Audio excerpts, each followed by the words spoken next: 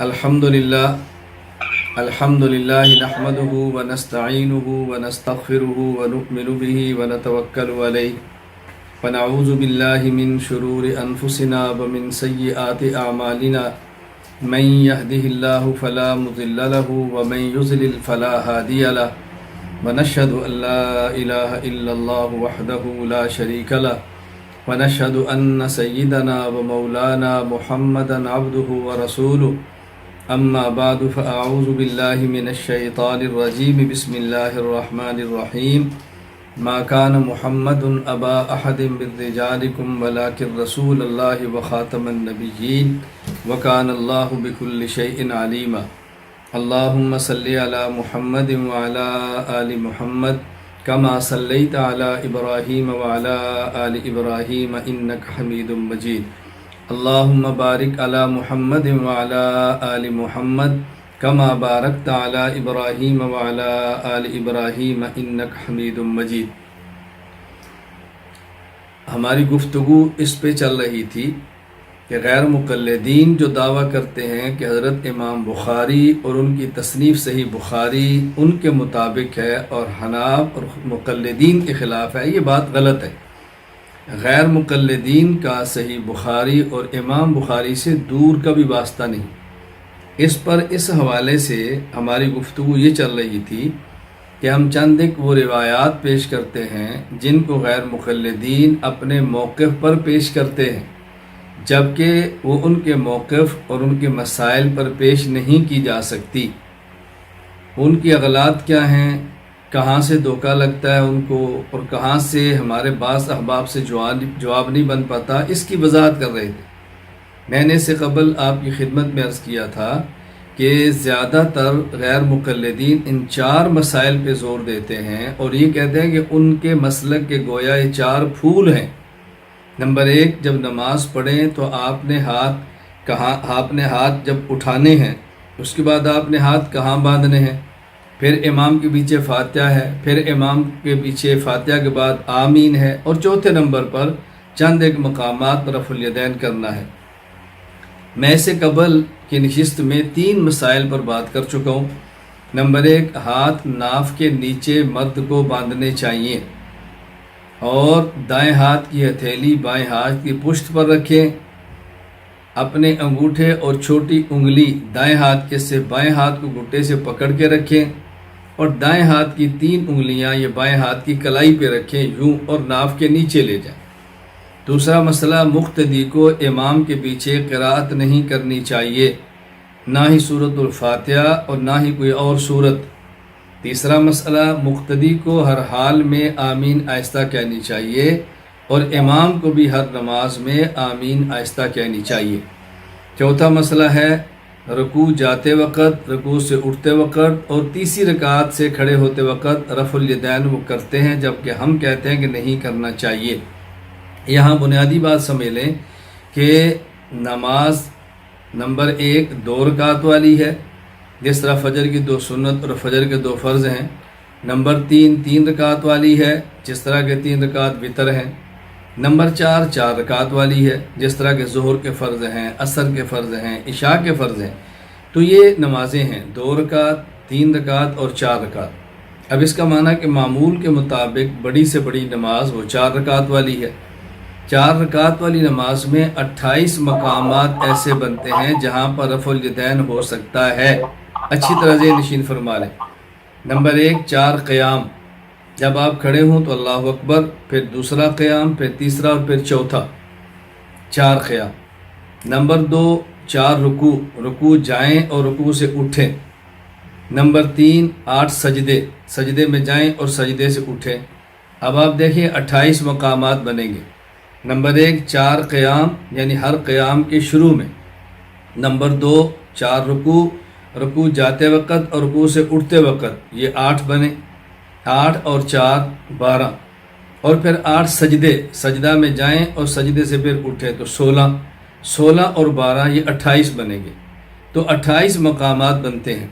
ہمارا اہل سنت والجماعت احناف کا موقف یہ ہے کہ صرف ایک مقام شروع میں رفع الیدین کرنا ہے اور باقی مقامات پر نہیں کرنا۔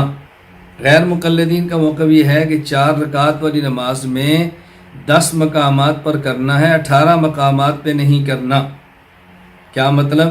نمبر 1 پہلی رکعت کے شروع میں کرنا ہے، نمبر 2 رکوع جائیں اور رکوع سے اٹھے کریں، تو چونکہ 4 رکوع ہیں تو 8 مرتبہ بنے گا، 4 مرتبہ جانا، 4 مرتبہ اٹھنا، 9 ہو گئے، اور جب تیسری رکعت کے لیے کھڑے ہوں گے تو پھر کریں گے، 10 مقامات ہو گئے۔ تو 28 مقامات پہ 10 کے کرنے کے قائل ہیں، 18 کے نہ کرنے کے قائل ہیں۔ ہم اہل سنت والجماعت احناف ایک مقام پہ کرنے کے قائل ہیں، باقی پوری نماز میں 27 مقامات یعنی کسی مقام پر بھی کرنے کے قائل نہیں۔ اب غیر مقلدین کو نمبر 1 ایسی دلیل پیش کرنی چاہیے کہ جس میں 18 مقامات کی نفی ہو، 10 کا اثبات ہو، یعنی 10 جگہ پر کرنا ہو، 18 جگہ پر نہ کرنا ہو۔ نمبر 2 یہ 10 مقامات جو غیر مقلدین کرتے ہیں، ہم اس کے قائل ہیں کہ ان مقامات پر کرنا رسول اللہ صلی اللہ علیہ وسلم سے ثابت ہے۔ اختلاف یہ ہے کہ وہ کہتے ہیں کہ رسول اللہ صلی اللہ علیہ وسلم نے ہمیشہ فرمایا، مواظبت فرمائی، دوامن فرمایا۔ ہم کہتے ہیں ہمیشہ نہیں فرمایا، کیا اور چھوڑ دیا۔ اب غیر مقلدین کو ایسی حدیث پیش کرنی پڑے گی کہ جس میں ہمیشہ کرنے کا ذکر ہو، دوام ہو۔ نمبر 3 ہم کہتے ہیں کہ رفع الیدین نہ کرنا سنت ہے، اگر کسی نے کر لیا ان مقامات پہ تو خلاف سنت ہوگا، نماز ہو جائے گی۔ وہ کہتے ہیں کہ رفع الیدین کرنا ضروری ہے اور زور اس بات پہ لگاتے ہیں کہ اگر نہ کریں تو نماز ہی نہیں ہوتی۔ جھگڑے، مناظرے، سب کچھ کیا جا رہا ہے۔ پھر چوتھی بات، غیر مقلدین ہمیشہ کہتے ہیں ہم اللہ کے رسول کے حوالے کسی کی بات کو مانتے ہی نہیں، تو پھر ان کو ایسی حدیث پیش کرنی پڑے گی جس کی صحت بھی قرآن یا حدیث سے ثابت کرے، یہ ان کے اختیار میں نہیں ہے۔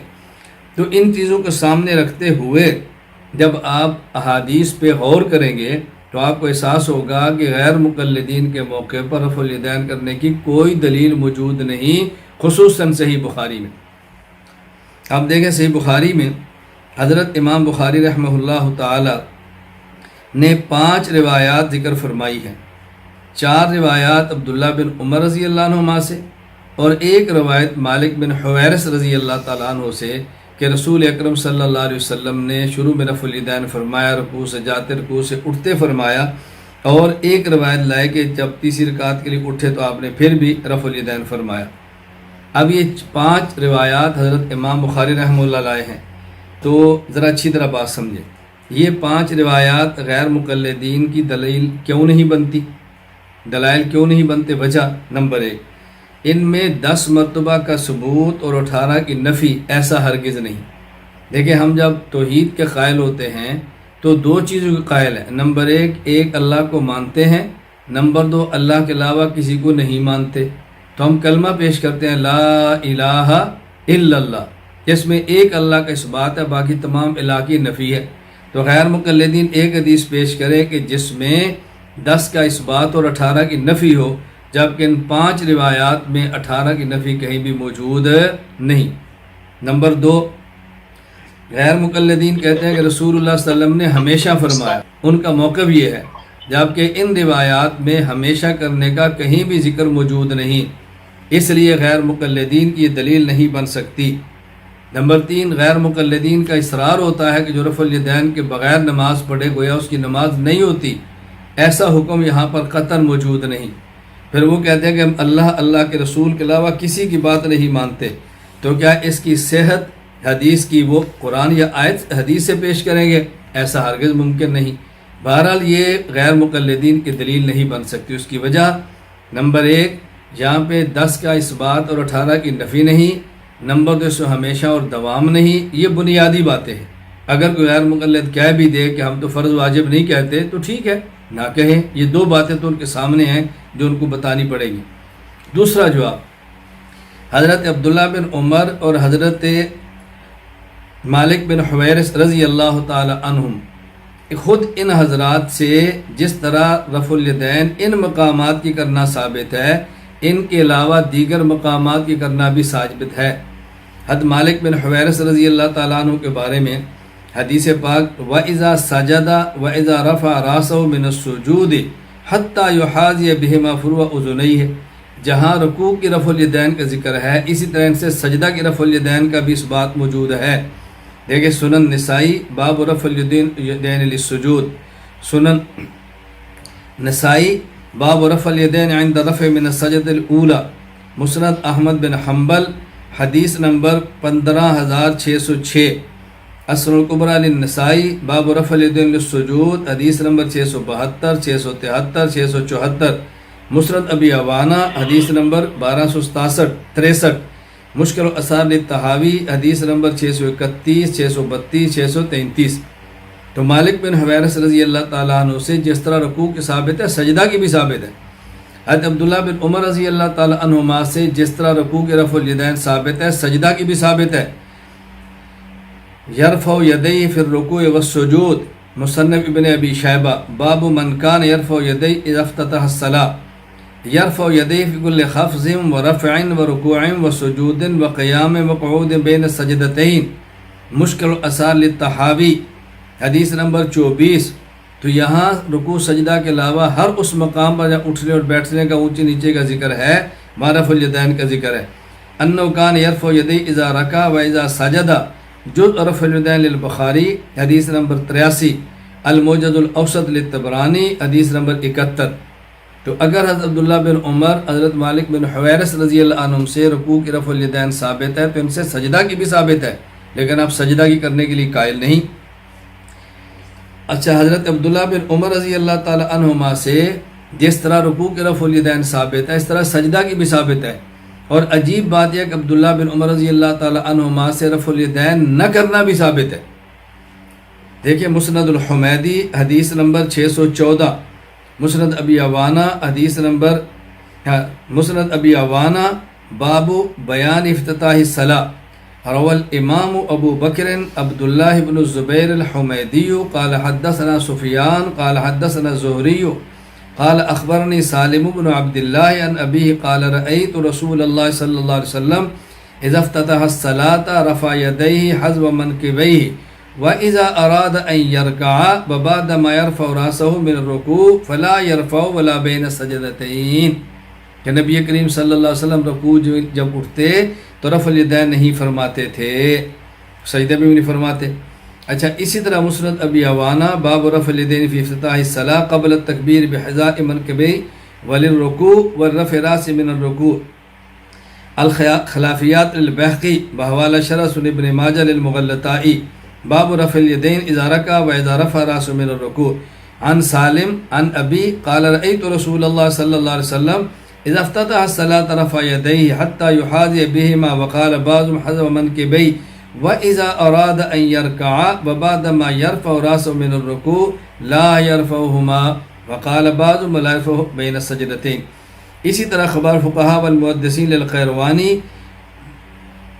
یہ حدیث نمبر 378 ترجمہ نمبر ترجمہ الباب اس کے تحت عن عبداللہ بن عمر رضی اللہ عنہما قال كنا مع رسول اللہ صلی اللہ علیہ وسلم بمکہ نرفع ایدینا فی بدء الصلاۃ وفی داخل الصلاۃ عند الرکوع فلما هاجر النبی صلی اللہ علیہ وسلم الى المدینہ ترک رفع الیدین فی داخل الصلاۃ عند الرکوع وثبت رفع الیدین فی بدء الصلاۃ۔ یہاں دیکھو ترک کی صراحت موجود ہے کہ رسول اللہ صلی اللہ علیہ وسلم نے رکوع والا رفع الیدین مدینہ منورہ میں آگے چھوڑ دیا تھا، تو حدیث موجود ہے۔ تو آپ کیسے کر سکتے ہیں رفع الیدین؟ ان مقامات پہ جن صحابہ کو پیش کر رہے ہیں وہ سجدے کی بھی ان سے ثابت ہے، اور بعض روایات میں ان سے بالکل نہ کرنا بھی ثابت ہے۔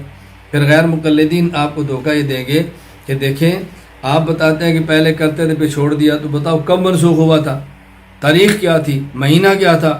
آپ ان سے پوچھ لیں کہ جب سجدے والے کی آپ قائل ہیں سجدے والا چھوڑ دیا تو اس کی تاریخ اور مہینہ کیا تھی، آپ بھی تو پیش کریں، آپ پیش کر دیں، آپ سوال کریں، آپ کو اندازہ ہوگا کتنی علم کی گہرائی ان کے پاس موجود ہے۔ چلیے مسئلہ نمبر 5 پڑھ لیتے ہیں۔ غیر مقلدین اس بات پہ بہت زور لگاتے ہیں کہ مرد عورت کی نماز میں کوئی فرق نہیں، مرد عورت کی نماز یکساں ہے۔ میں نے کئی بار عرض کیا، اب پھر عرض کرتا ہوں کہ انشاءاللہ جب یہ مسئلہ اپنے موقع پر آئے گا تو تفصیل سے ہم دلائل دیں گے کہ مرد عورت کی نماز میں فرق ہے، اس پر نقلی دلائل یہ ہیں، عقلی دلائل یہ ہیں، غیر مقلدین کے دلائل کے جوابات یہ ہیں۔ اس وقت صرف یہ بتانا ہے کہ صحیح بخاری سے جو استدلال کرتے ہیں اس کا غیر مقلدین کے موقف اور مسئلہ سے دور کا بھی تعلق نہیں ہے۔ ان کی دلیل وہ کہتے ہیں حضرت امام بخاری رحمہ اللہ تعالیٰ سے بخاری باب الاذان للمسافر اذا كانوا جماعۃ والاقامہ حدیث نمبر 631 میں فرماتے ہیں کہ رسول اللہ صلی اللہ علیہ وسلم نے فرمایا صلو کما رأیتمونی اصلی، تم نماز ایسے پڑھو جیسے مجھے پڑھتے دیکھا. اور یہ خطاب مردوں کو بھی ہے عورتوں کو بھی ہے، لہذا مرد اور عورت نماز ایسے پڑھیں جیسے رسول اللہ صلی اللہ علیہ وسلم نے پڑھی ہے. مرد اور عورت کی نماز میں کوئی فرق نہیں. تو جواب ہم کہتے ہیں پہلے آپ مکمل حدیث سن لیں، مکمل حدیث، اس کے بعد جواب دینا آسان ہوگا. یہ حضرت امام بخاری یوں نقل فرماتے ہیں وابی قال حدثنا مالک قال اتینا الی النبی صلی اللہ علیہ وسلم نحن شبابۃ متقاربون فقمنا عند 20 یوما ولیلہ وكان رسول الله صلى الله عليه وسلم رحيما رفيقا فلما ظن أننا قد اشتهينا أهلنا أو قد اشتقنا أو قال قد اشتقنا سألنا عمن تركنا بعد فأخبرناه قال ارجعوا إلى أهليكم فأقيموا فيهم وعلموهم ومروهم وذكر أشياء أحفظها أو قال لا أحفظها وصلوا كما رأيتموني يصلي فإذا حضرت الصلاة فليؤذن لكم أحدكم وليؤمكم أكبركم. رسول اکرم صلی اللہ علیہ وسلم نے اس حدیث مبارک میں 7 حکم دیے ہیں. نمبر 1 ارجعوا الی اہلیکم، اپنے گھر والوں کے پاس جاؤ. نمبر 2 فاقیموا فیہم، وہاں جا کر قیام کرو. نمبر 3 علموہم، ان کو دین سکھاؤ. نمبر 4 مروہم، ان کو دین کی باتوں کا حکم دو. نمبر 5 صلو کما رأیتمونی اصلی، نماز ایسے پڑھو جیسے مجھے پڑھتے دیکھا. نمبر 6 فلیؤذن لکم احدکم، تم میں سے ایک آدمی اذان دے جب نماز کا وقت ہو. نمبر 7 ولیؤمکم اکبرکم، جو تم قافلے میں مرد بڑا ہو وہ نماز پڑھائے. اب سوال یہ ہے کہ یہ جو رسول اللہ صلی اللہ علیہ وسلم نے 7 حکم دیے ہیں، ان میں 6 کو فریقین دونوں مانتے ہیں کہ تعلق مردوں سے ہے. آپ نے فرمایا ارجعوا الی اہلیکم، گھر والوں کے پاس جاؤ، یہ خطاب بھی مردوں کو ہے. اقیموا فیہم، یہ بھی مردوں کو ہے. علموہم، یہ بھی مردوں کو ہے. مروہم، یہ بھی مردوں کو ہے. آگے ولیؤذن لکم احدکم، یہ بھی مردوں کو ہے. ولیؤمکم اکبرکم، یہ بھی مردوں کو ہے. تو 7 حکم دیے، ان میں سے 6 آپ مانتے ہیں مردوں کے لیے. ایک پر آپ کیسے کہتے ہیں کہ مردوں عورتوں سب کو خطاب ہے؟ بھئی جب خطاب اس قافلے کو ہے جس میں 20 آدمی تھے تو سارے خطاب ان مردوں کو کیے جا رہے ہیں، خواتین کو تو یہاں خطاب کیا ہی نہیں جا رہا. اس لیے یہ حدیث مردوں کے ساتھ ہے، اس کا خواتین کے ساتھ کوئی تعلق نہیں. اچھی طرح بات ذہن نشین فرما لیں، اور یہ بات ذہن نشین فرمائیں. دیکھیں اگر یوں خطاب مردوں کو ہو، اللہ اکبر، یوں خطاب مردوں کو ہو اور عورتوں دونوں کو ہو، تو اللہ کے نبی فرما رہے ہیں فلیؤذن لکم احدکم ولیؤمکم اکبرکم. کیا عورت اذان دے سکتی ہے؟ نہیں. عورت جماعت کرا سکتی ہے؟ نہیں. مجھ سے غیر مقلد نے فون پہ سے حدیث کے بارے میں پوچھا کہ اللہ کے نبی فرما رہے ہیں کہ تم ایسے نماز پڑھو جیسے مجھے پڑھتے دیکھا، یہ خطاب مردوں عورتوں دونوں کا ہے، تو اس میں تو عورت مرد کی طرح نماز پڑھے، اس کو یہ حکم دیا گیا ہے. میں نے کہا اس میں یہ بھی ہے فلیؤذن لکم احدکم، تو تم اپنی کسی ایک مسجد میں کسی عورت کو مؤذن رکھ لو. کہا یہ تو نہیں ہو سکتا. میں نے کہا حدیث میں تو ہے. کئی دادی اماں کو امام رکھ لو. کہا یہ تو نہیں ہو سکتا. میں نے کہا حدیث میں ولیؤمکم اکبرکم. کہا اس کا تعلق مردوں سے ہے. میں نے کہا جس کا تعلق اس کا مردوں سے ہے، اسی طرح بقیہ پوری حدیث کا تعلق بھی مردوں کے ساتھ ہے. اس کو سمجھنے کی کوشش کریں. اگر اس بنیاد پر آپ کہیں گے کہ جی سلو کا خطاب سب کو ہے، خطاب عام ہے، مردوں عورتوں کو ہے، تو میں نے کہا کل کو کوئی عورت سر پہ باندھے پگڑی، گریبان کھولے، شلوار ٹخنوں سے اونچے، ہاتھ میں لے عصا اور نکل آئے بازار میں، آپ پوچھو ایسا کیوں کرتی ہے؟ وہ کہ جی قرآن میں ہے لقد کان لکم فی رسول اللہ اسوۃ حسنہ. اللہ کے نبی فرما رہے ہیں، قرآن کہہ رہا ہے کہ پیغمبر تم سب کے لیے نمونہ ہے، مردوں کے لیے بھی عورتوں کے لیے بھی. تو میرا بھی پیغمبر ہے، میرے بھی نبی ہیں، میں نے بھی ان کو اسوے پر چلنا ہے. تو آپ کیا جواب دو گے؟ تو اگر تم نے سلو کو عام کر کے عورت کو مردوں کی طرح نماز پڑھا دی، تو وہ پھر لقد کان لکم کو عام کر کے مردوں کی طرح وضاحت بنا کے بازار میں اتر آئے گی. ہم کہتے ہیں بات اچھی طرح سمجھو، جو طریقہ اللہ کے نبی نے مردوں کو بتایا اس کے مطابق مرد، اور جو شریعت نے عورتوں کو بتایا اس کے مطابق شریعت. یہ ہے خلاصہ. اسی طرح وہ دوسری حدیث پیش کرتے ہیں غیر مقلدین. وہ کہتے ہیں کہ صحیح بخاری باب سنت الجلوس فی التشہد، وکانت ام الدرداء تجلس فی صلاتها جلسۃ الرجل وکانت فقیہا، حضرت ام درداء رضی اللہ تعالیٰ عنہ نماز میں تشہد کی حالت میں ایسے بیٹھتی قاعدہ میں جیسے مرد بیٹھتا ہے۔ تو دیکھیں مرد عورت کی نماز میں کوئی فرق نہیں، ام درداء بیٹھ رہی ہیں۔ بھئی آسان بات تو یہ ہے کہ ام درداء صحابیہ ہیں، آپ کہتے ہو صحابہ کا فعل حجت نہیں ہے، تو ام درداء کا فعل حجت کیسے ہو گیا رضی اللہ تعالیٰ عنہ؟ یعنی صحابی اگر مرد ہو اس کا فعل آپ حجت نہیں مانتے، صحابیہ خاتون ہو تو اس کے فعل کو بطور دلیل میں آپ کیسے پیش کر سکتے ہیں؟ نمبر 2، حضرت ام الدرداء رضی اللہ تعالیٰ عنہ کے بارے میں امام بخاری فرماتے ہیں وہ ایسے بیٹھتی جیسے مرد بیٹھتے۔ یہ ایسے جیسے مرد کہنا اس بات کی دلیل ہے کہ مردوں کا تشہد میں بیٹھنے کا طریقہ اور ہے۔ جس طرح آپ کسی کا مہمان جائیں اور وہاں ان کا کوئی بچہ ہو اور اس کی آواز عورتوں کی طرح ہو اور وہ آپ سے کہ دعا فرمائے ہمارا بیٹا ہے لیکن باتیں لڑکیوں کی طرح کرتا ہے، اب اس کا معنی یہی ہے نا کہ لڑکوں اور لڑکیوں کے بات کرنے کا طریقہ الگ ہے۔ کوئی شخص کہ جی ہمارے یہاں دیکھے بیٹی ہے لیکن یہ اس کا مزاج ایسا ہے کہ مردوں کی طرح چلتی ہے، اس کا معنی کہ لڑکیوں کے چلنے کا طریقہ الگ ہے، تبھی کہہ رہے ہیں نا وہ عقل مندو، محاورات بھی کوئی چیز ہوتی ہے، عرف بھی کوئی چیز ہوتا ہے، ماحول بھی کوئی چیز ہوتا ہے، جس کو سمجھیں تو حدیث اور آیات کو سمجھنا آسان ہوتا ہے کس ماحول میں بات کی جا رہی ہے۔ پھر امام بخاری فرما رہے ہیں وکانت فقیہا، ام درداء تو فقیہہ تھی، تو آپ تو تقلید کے منکر ہو، تقلید کو شرک کہتے ہو، منکر فقہ ہو، تو تم یہاں ایک فقیہ عورت کا حوالہ کیسے مان لیا؟ یعنی نہ مانے تو مرد فقیہ کو بھی نہ مانے اور ماننے پر آئیں تو عورت فقیہ کی فقہ کو بھی مان لیں۔ عجیب مذہب ہے، عجیب عقل مند لوگ ہیں، عجیب لوگ ہیں۔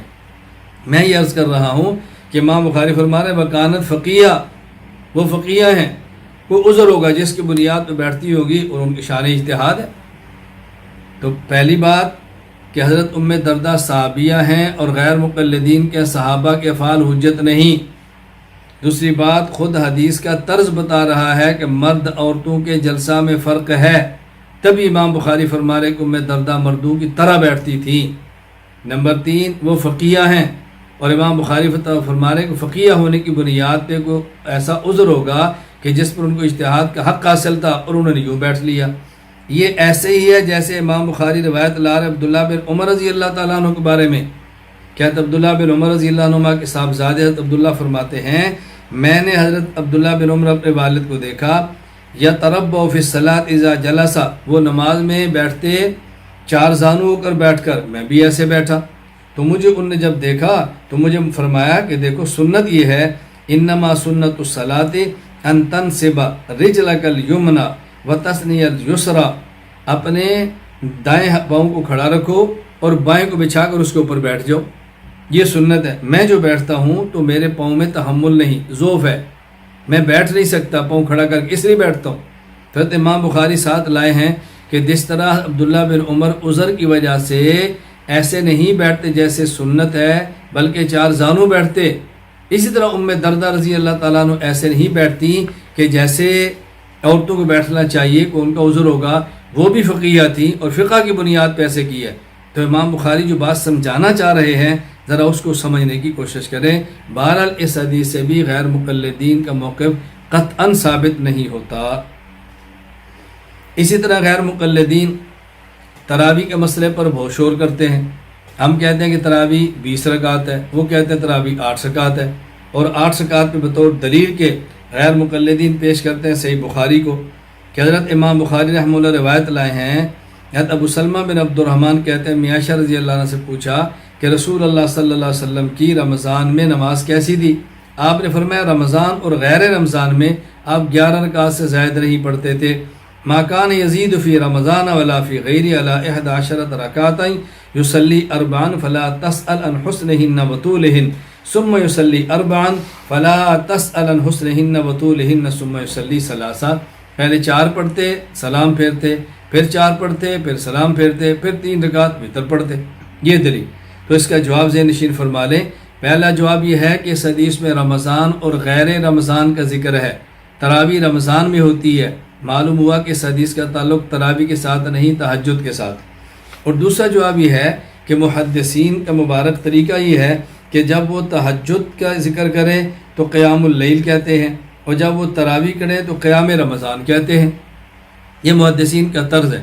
دیکھیں صحیح بخاری تہجد باب فضل قیام اللیل، تراویح باب فضل من قام رمضان، صحیح مسلم تہجد باب صلاۃ اللیل، تراویح باب ترغیب فی قیام رمضان وهو التراویح، سنن ابی داود تہجد باب فی صلاۃ اللیل، تراویح باب قیام شہر رمضان، سنن ترمذی تہجد باب فی فضل صلاۃ اللیل، تراویح باب ما جاء فی قیام شہر رمضان، سنن نسائی تہجد کتاب قیام اللیل، تراویح ثواب من قام وصام، موطا امام مالک تہجد باب فی صلاۃ اللیل، تراویح باب فی قیام رمضان، موطا امام محمد تہجد باب فی صلاۃ اللیل، تراویح باب قیام شہر رمضان، مشکات المصابیح تہجد باب فی صلاۃ اللیل، تراویح باب قیام شہر رمضان، صحیح ریاض الصالحین تہجد باب فضل قیام اللیل، تراویح باب استحباب قیام رمضان وهو التراویح،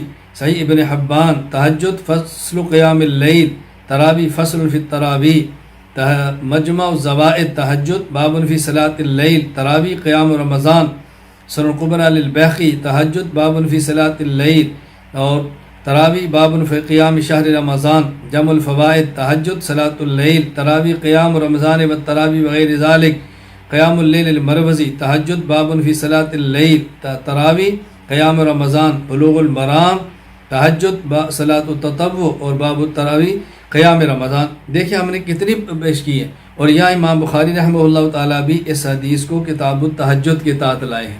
معلوم اس کا تعلق تہجد کے ساتھ ہے، تراویح کے ساتھ نہیں۔